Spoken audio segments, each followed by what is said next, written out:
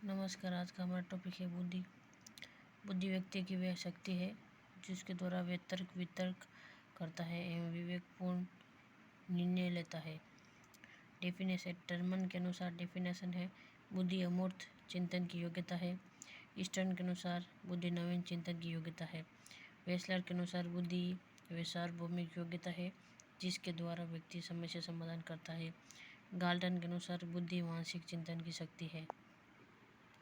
बुद्धि की विशेषताएं। बुद्धि व्यक्ति की जन्मजात योग्यता है। बुद्धि का विकास होता है। बुद्धि का तीव्र विकास शिशुअवस्था में होता है। बुद्धि का सार्वभौमिक विकास किशोरावस्था में होता है। बुद्धि निर्णय लेने की क्षमता है। बुद्धि अनेक तत्वों का समूह है।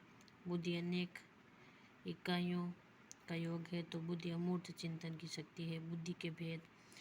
थॉर्नडाइक गैरेट के अनुसार बुद्धि के 3 भेद मूर्त बुद्धि, अमूर्त बुद्धि और सामाजिक बुद्धि। फिर मूर्त बुद्धि का संबंध यंत्रों से है जैसे इंजीनियर या मैकेनिक, और अमूर्त बुद्धि का संबंध पुस्तकों से जैसे अध्यापक और दार्शनिक, और सामाजिक बुद्धि का संबंध सामाजिक कार्यों से है जैसे व्यापारी और समाज सेवक। थॉर्नडाइक और गैरेट के अनुसार 3 ये प्रकार की बुद्धि है। बुद्धि के सिद्धांत। एक तत्व सिद्धांत पहला है। प्रवर्तक है अल्फ्रेड बिने, फ्रांस के रहने वाले, और 1911 में इन्होंने दिया। बिने के अनुसार बुद्धि में केवल एक तत्व विद्यमान होता है जिसके द्वारा बुद्धि सभी कार्यों को समान रूप से संपन्न करती है। इस एक तत्व का नाम सामान्य तत्व अथवा प्रतिबाधात्मक क्षमता है। प्रतिबाधात्मक। इस सिद्धांत में एक ही तत्व होने के कारण इसे निरंकुशतावादी सिद्धांत भी कहते हैं। निरंकुशतावादी सिद्धांत जॉनसन द्वारा कहा गया। द्वितत्व सिद्धांत दूसरा है जो प्रवर्तक है स्पीयरमैन, 1904 में इन्होंने यह सिद्धांत दिया। स्पीयरमैन ने स्पष्ट किया कि बुद्धि में सामान्य तथा विशिष्ट 2 तत्व विद्यमान होते हैं।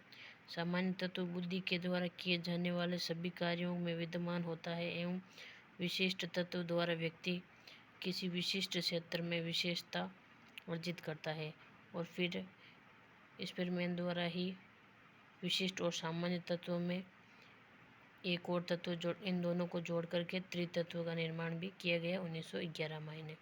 ये भी याद रखना है। स्पीयरमैन ने 1925 में अमेरिका में त्रितत्व सिद्धांत दिया। यह सभी का अलग अलग द्वारा कहा गया है तो 1925 भी याद रखना, 1911 भी। तो स्पीयरमैन ने बुद्धि के द्वितत्व सिद्धांत में समूह तत्व नामक एक नवीन तत्व जोड़ा और इस प्रकार निम्न 3 तत्व बुद्धि में सम्मिलित बताए: सामान्य तत्व, विशिष्ट तत्व और समूह तत्व। बहुतत्व सिद्धांत थॉर्नडाइक द्वारा 1964-65 में दिया गया। मात्रात्मक सिद्धांत और परमाणुवादी सिद्धांत भी इसे कहा जाता है। थॉर्नडाइक के अनुसार बुद्धि अनेक कार्यों को संपन्न करती है। बुद्धि में अनेक तत्व होते हैं, इसे बुद्धि का बहुतत्व सिद्धांत कहा गया। थॉर्नडाइक ने इस सिद्धांत की तुलना बालू के ढेर से की और इसे परमाणुवादी सिद्धांत अथवा मात्रात्मक सिद्धांत नाम दिया। समूह तत्व सिद्धांत थ्रस्टन द्वारा दिया गया 1938 में।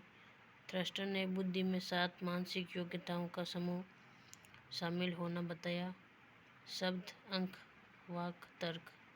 शाब्दिक योग्यता पहले है, दूसरी है अंक योग्यता, तीसरी वाक योग्यता, चौथी तर्क योग्यता, 5वीं प्रक्षेपण योग्यता और 6वीं निरीक्षण योग्यता, 7वीं स्मरण योग्यता। प्रतिदर्श न्यायदर्श सिद्धांत थॉमसन द्वारा दिया गया 1955 में। थॉमसन के अनुसार व्यक्ति में अनेक मानसिक योग्यताएं विद्यमान होती है। सभी योग्यताओं से कुछ न कुछ अंश लेकर व्यक्ति नवीन सामाजिक योग्यता का निर्माण करता है। इसे बुद्धि का न्याय दर्श अथवा प्रतिदर्श सिद्धांत कहते हैं। त्रिआयामी बुद्धि संरचना सिद्धांत गिलफोर्ड द्वारा। गिलफोर्ड ने 1967 में ये सिद्धांत दिया। गिलफोर्ड के अनुसार किसी भी कार्य को करने के लिए बुद्धि 3 आयामों से गुजरती है। पहला है संक्रिया, इसका अर्थ है बुद्धि के द्वारा अपनाए